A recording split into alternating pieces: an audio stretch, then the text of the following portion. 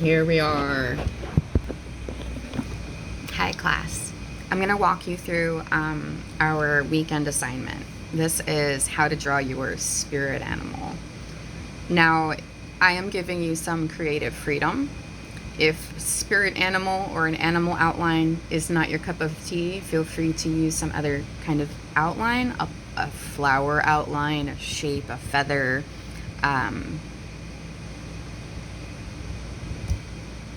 just something that actually has varied edges that you need to pay attention to, not just a basic geometric shape, okay? So I don't want to see a square or a rectangle or a triangle. I'd like to see something with variety in the shape, something that's more irregular, because this is also a way for me to see where you're at when it comes to your observation skills. So just giving you the reason why. Please choose something that's a little more complex as far as the shape you'll be drawing. But don't make it so difficult that you'd have to be drawing like a millipede or, you know what I mean? Although that might not be that hard. It's a lot of repeating shapes. But something super complicated, I don't know what that would be, but don't make yourself crazy. Choose something that you love, like, or are interested in drawing. Now this is my feather. I'm sorry, so this is a feather I drew. I saw something similar to this looking at Pinterest, and I thought, like, I'd really like to do something like that. But what would I make mine about? I didn't want to copy their idea. I just liked the way that sometimes you just see something and it inspires you, which is our whole theme right now. But I chose the theme of family when I was brainstorming. It looked something like this. Let me grab a note. You know what? I'm just going to.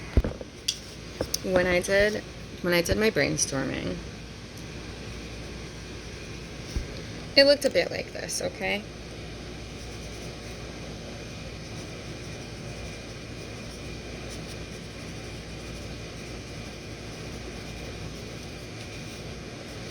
Except it took me longer. That's my daughter. Okay. And then I looked up our birthstones. That was amethyst.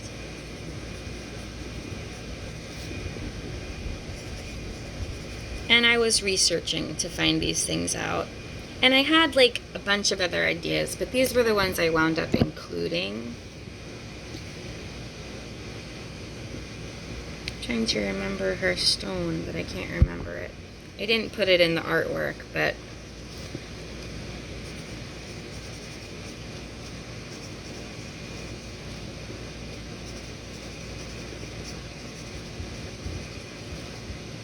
and then I started looking for pictures. And I will show you some of those pictures later, but I looked up pictures of sage leaves, and this is a sage leaf. Mint leaves, ferns for like to represent going outside. They almost look like sea plants though, more than ferns. These are the little spirally things that ferns grow, the fronds. And then here is the Cosmo. And this was all in pencil. I will post progress photos that I took because it was a mess at first. I cleaned it up nicely, but when I was planning this, it was an empty outline. I really just started with the stem, that's middle part of the feather. And then I mapped out with a sketch where I would put things. There's my Cosmo, my ferns, then there's the rose. And when I started, I put crystals up at the top. So it was sort of like top to bottom, like generations. So there's my mom and me and my daughter, and the kind of like to the present. And I used a variety of shading techniques with pens at the end, and I worked over my pencil, and then I erased everything. And I used a lot of reference images because my crystals looked awful at first. I had to kind of learn how to draw these illustrations. This I kind of improvised, and that was based on a photo. So for you, I'm gonna go into how to draw the sketch, and then how far to go depends on how comfortable you are with this. But you can make it a fairly simple outline exercise, and then I'll show you what I would like you to like back my stuff here, what I'd like you to put inside it. And if you're having trouble, please contact me so I can like try and troubleshoot with you or brainstorm some ideas to help you move forward. Now, I'm going to get this set up so you can watch me how I would start.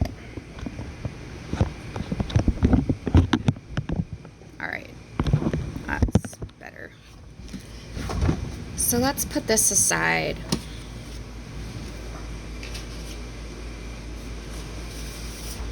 Take some fresh paper,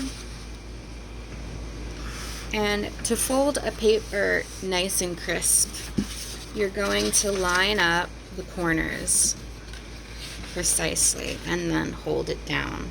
I know it's basic, but and then you'll line up the other corner. I usually do this facing myself so I can see them. So first corner, second corner, and then press the middle. Make sure they're lined up cleanly, and then slide your finger over to the center and go out from there.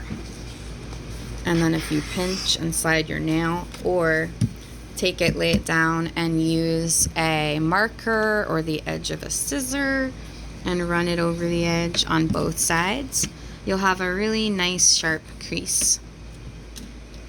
We're doing this because I do not want you to use a whole piece of paper, because this should not be a gigantic project. Fold it back the opposite way, and now it will be nice and flat instead of curving off anywhere when you're working on it. I'm going to bring up the photograph that I'm using and look at it while I'm drawing, which I would hope you're doing too.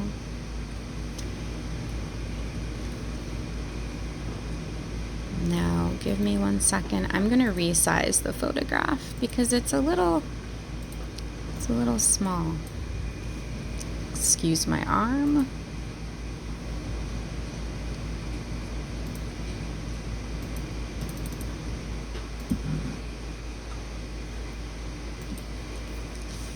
To begin, you're gonna take a look at the size of the picture. So this is my image, and this is my paper. So I'm looking at it. Sometimes I'll work with my phone right next to me. And I wish you could see both. Maybe I can figure that out. And the first thing I'm gonna do is actually make sure that the space that I'm working in on the paper will fit the right proportions while I'm drawing. I don't want to like make it really, so I'm just gonna estimate. I need to kind of cut off a little bit of this.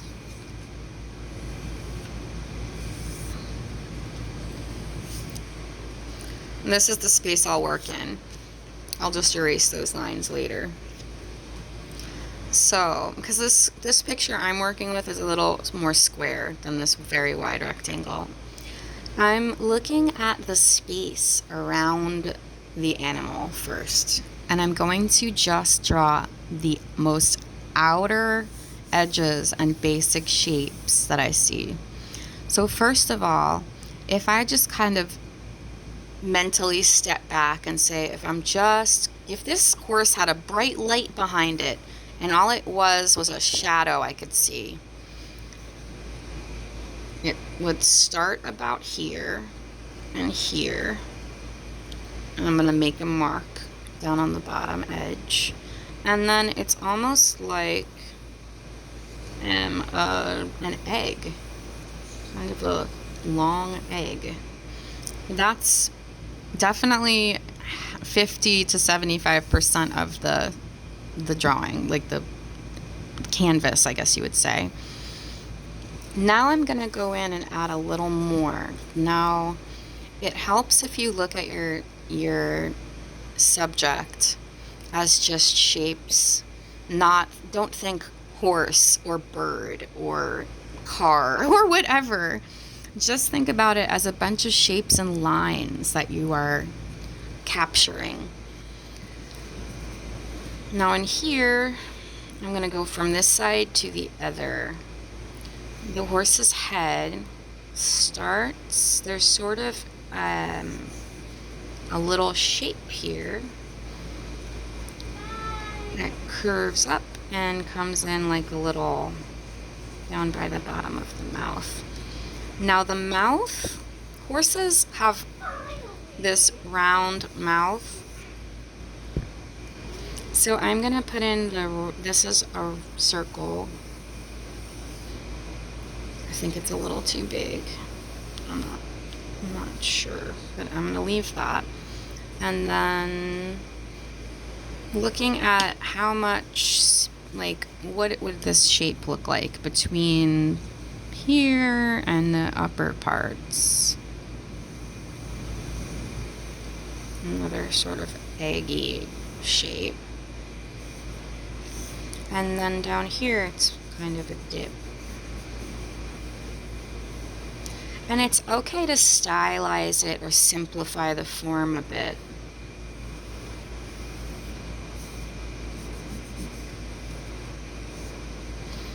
I do want some of the curves to reflect the animal's outline so that you can tell it's a horse. And then there is, now I'm going to kind of look at the picture.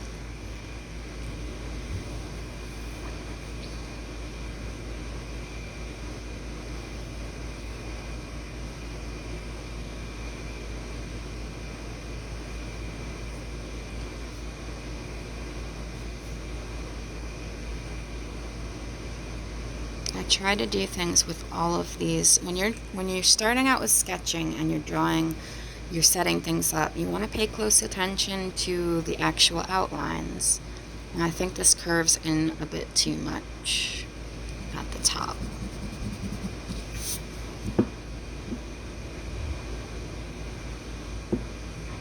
It sort of rises up and then flattens out a little more.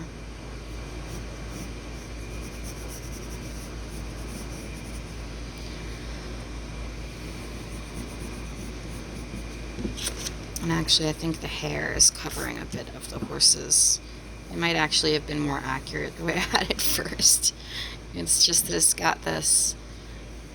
I'm going to put in the rest of the shapes before I keep adding more details. So if I look, how am I going to figure out where the ear goes? I'm going to sort of look at this as if there's a straight line from the top of the ear to the bottom of the horse's head. Where would it go to? Like what would be on that line? At the top of the ear is around here. And it goes about that high.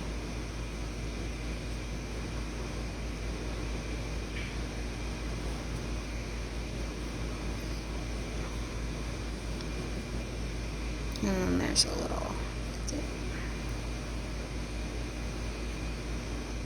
Except here it goes a little bit more into the horse's head, not.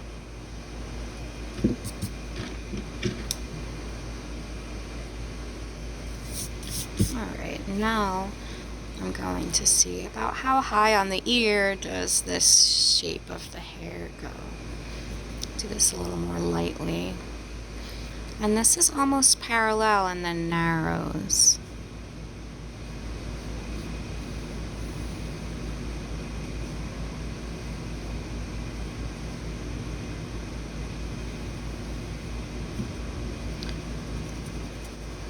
I'm taking out some of the extra marks as I go.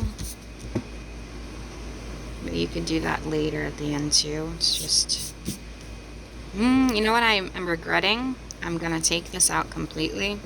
I should really have put in the major parts here, which I'm missing the eye. So here is that strong cheek.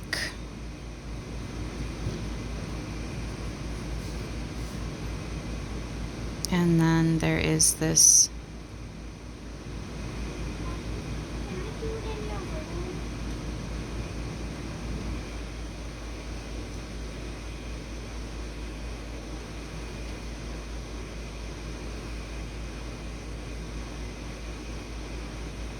it's a little different than that, because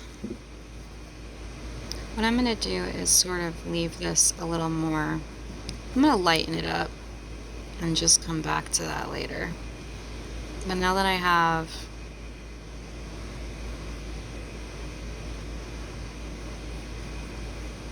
I think that actually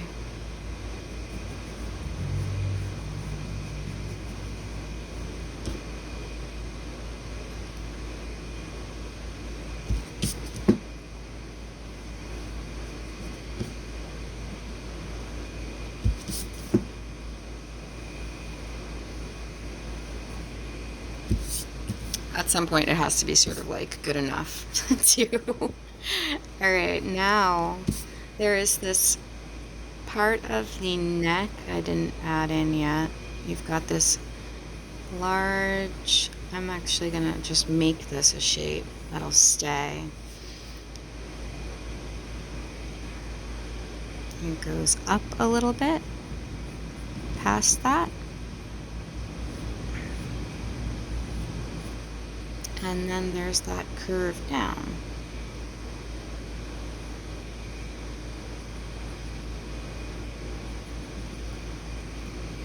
I don't think I like those lines there. And you notice I erase a lot, but then I'll keep what I want to keep. And I want to make this sort of exaggerated a little more, because I'm going to be adding sections next. Now this rises up and comes back down, out there.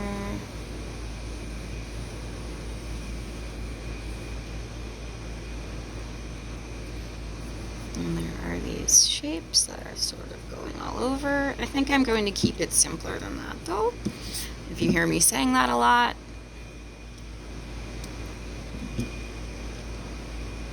And I may have to look at a different picture of a horse, because I'm not going to draw the bridle, the harness on its face. I don't want to include that. So I'm going to just leave that out. But I want to see, like, what would the hair look like if it weren't? It would probably just continue without being pressed down.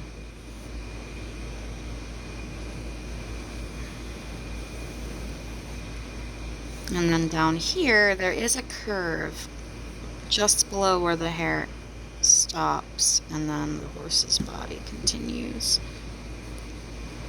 Now this is pretty good. I've got this outline, and what I want you to do is actually go into it.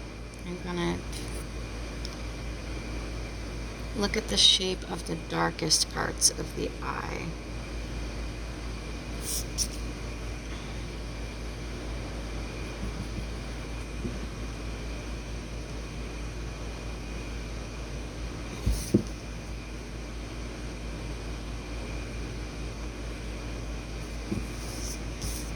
And you can always turn your paper too. I have this thing with eyes. I want it to look right, so take a minute. That works for me. Now, to make this work for what we're going to be doing, I'm going to sharpen up my lines.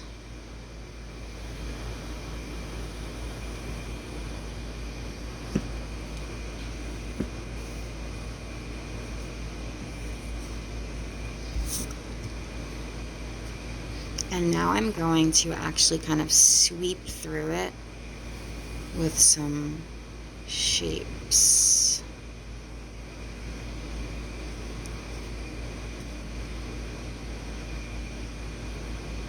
They don't have to cut through everything. You can skip, like maybe I don't want to have, I'm not sure what to do with this because I kind of like to close it into something.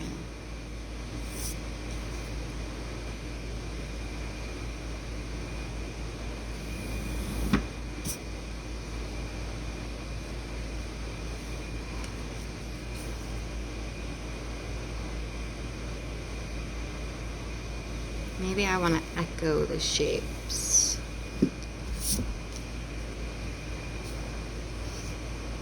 I think I'm going to follow the second curve a little more. I like that. No, I don't. You know why? It has this weird effect on the line under the neck. I don't like that.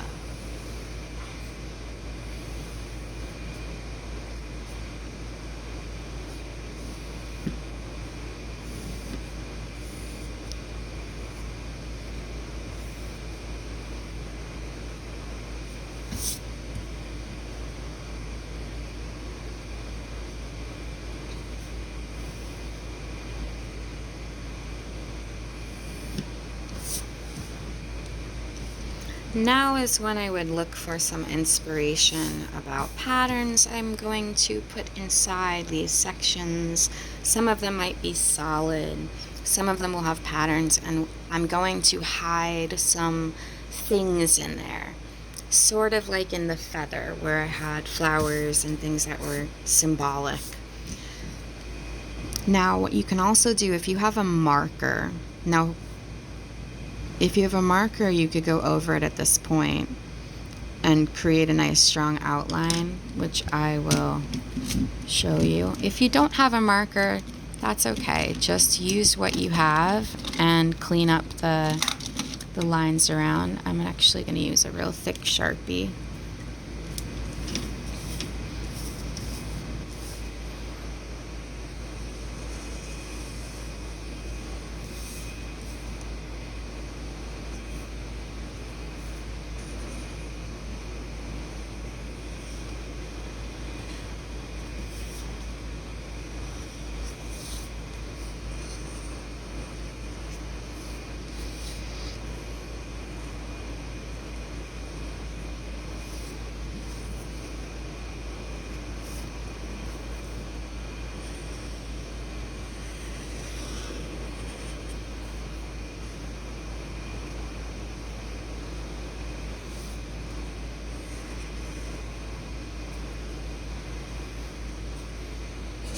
I'm going to make it a little more fanciful.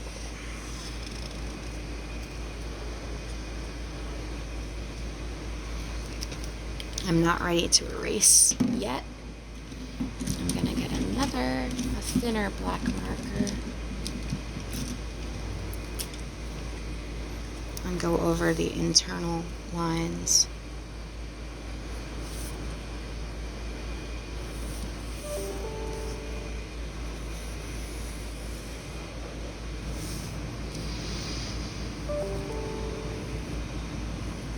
Make them connect right at the bottom of that. I'm sort of messing with my design here, but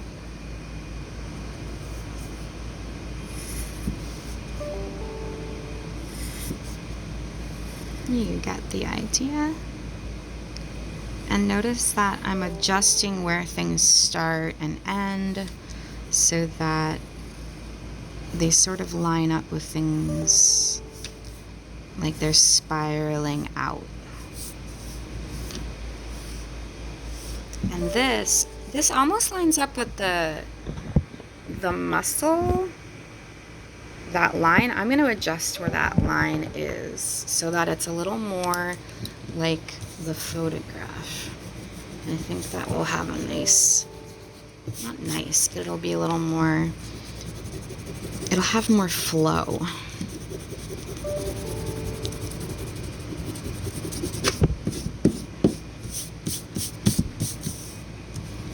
Taking out the pencils lines here.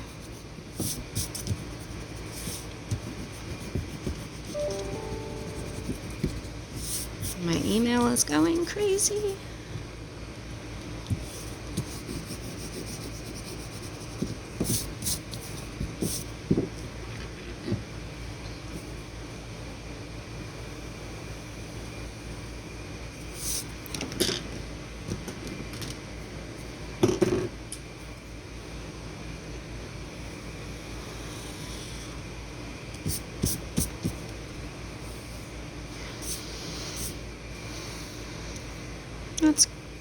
That works for me.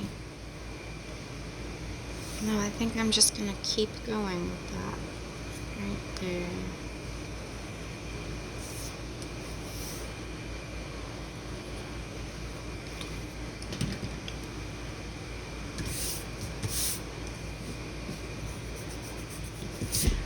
Now for digital art, you're going to take a picture as clear as you can